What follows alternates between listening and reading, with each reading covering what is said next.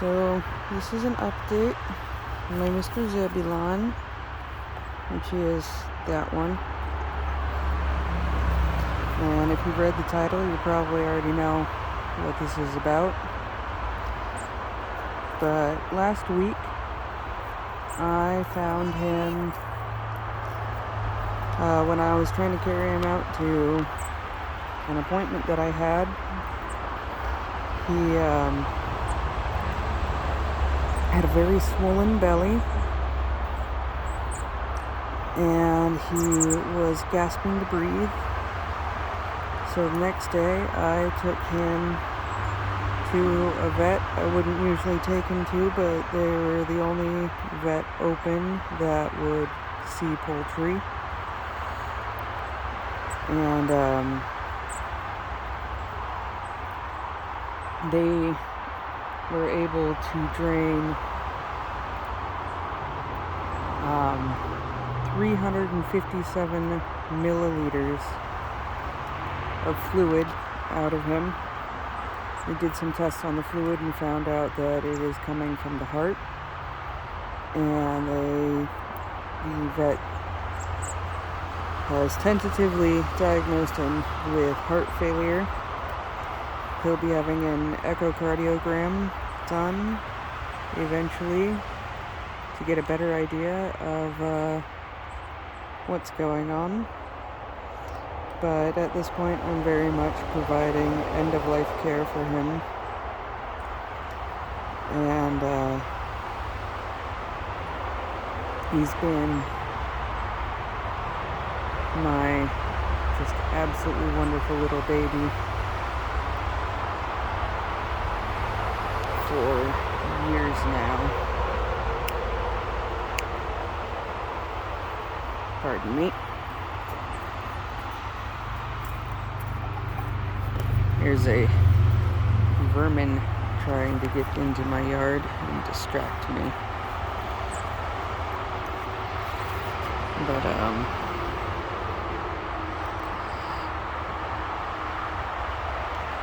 so I have had Zebulon for about 5 or 6 years, and when I got him, he was a fully mature adult, and my best guess is that he was around 3 years old. So that would make him minimum 8 to 9 years old out of an estimated life expectancy of 15 to 20.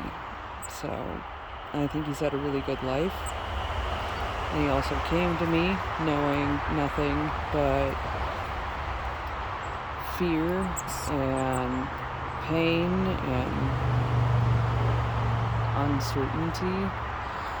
And he's come to not just enjoy pets and cuddles, but demand it.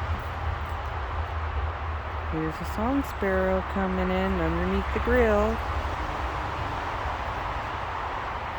And the chickadees are up here, just absolutely adoring. Those hangers are there until I figure out what to do with them, but until then they act as a alarm system for me, because if they've moved at all, then I know a squirrel has been by. There goes the song sparrow. I had a nuthatch at my feeder a couple of days ago. I wonder if we'll see him in this video or not. There's the buddy. And Buddy's being, well, a good buddy for Zebulon.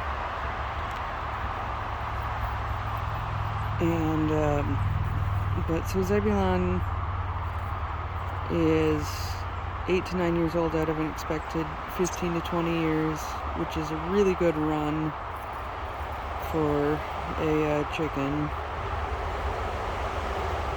And with me, he's come to know peace and love, safety, a routine that he can expect what's going on, and he can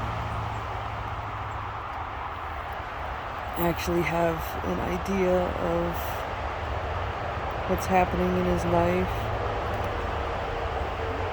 But I noticed a couple of days ago that it does seem that his belly's filling back up. And I don't know how many times we can continue to drain him before it'll just be too much of a procedure to go through. But I'm going to be doing my best to give him the best quality of life that I can while he's here. And when he says that he's done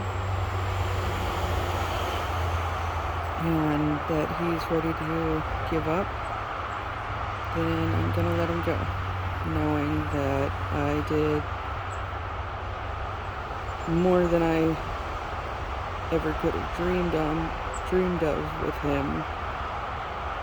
And I mean, when you rescue an animal, they come to you knowing just absolute torture and the worst that humanity has to offer. This really is all you can ask for, is an end where they are at peace and they know they are loved and they love back. And he's been a really good boy. I'm gonna miss him. Maybe one of the worst parts of all of this on me is that for Buddy's sake, I'm probably going to have to almost immediately go get another rooster, because Buddy has some serious attachment issues, which I don't blame him. When I got Buddy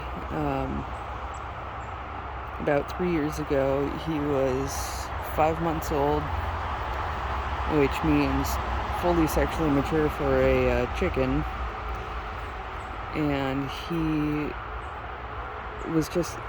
always been one of the sweetest. He's just been one of the easiest chickens I've ever had to raise, to take care of, to interact with and deal with. He's a wonderful little guy, very patient, very forgiving, very smart, very eager to please. Like, when I'm actually actively working with him on training, you can see his little wheels are turning as he's trying to figure out what I want from him, and he tries really, really hard. And the way that he behaves, I suspect that his previous owners probably absolutely loved and adored him. They probably handled him a lot.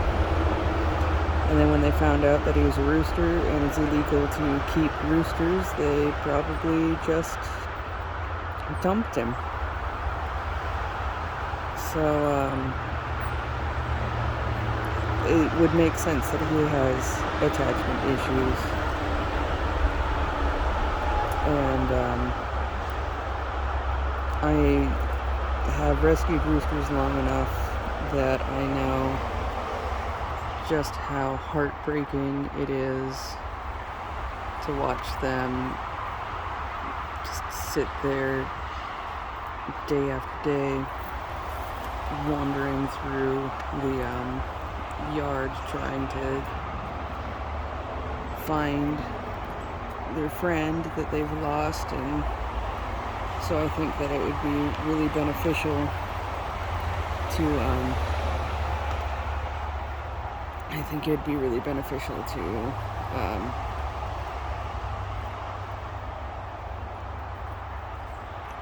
get him another bird as soon as possible.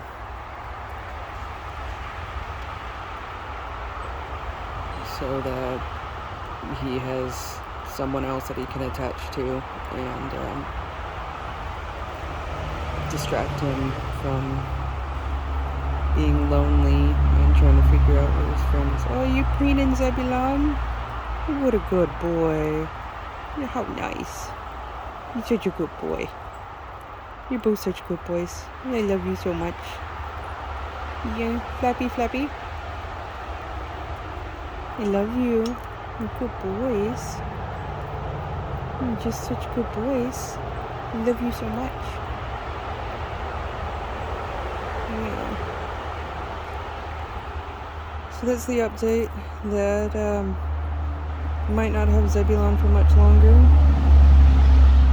And if something does happen to him and you see a new bird on this channel almost immediately, it's for Buddy's sake, because we never want to replace our pets, and I'm definitely not going to go out and get a new bird to replace Zebulon. I'm getting a new bird to help Buddy and me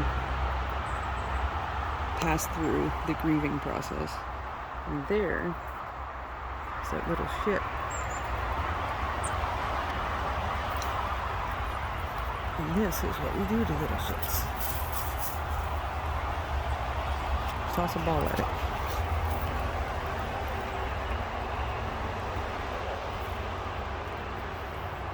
And that's a chipmunk. I'm sure you could tell. But anyway, so hoping this isn't the last video that I make with my boys, with both of them.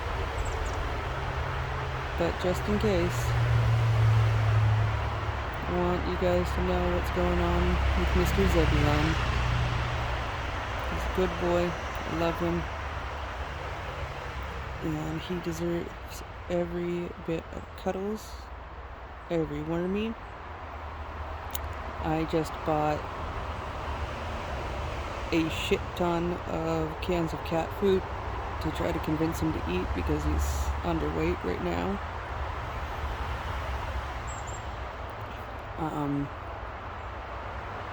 But he deserves the world, especially after what the world put him through.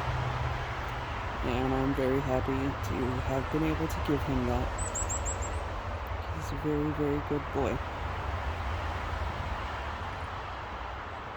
Love you. Good boys.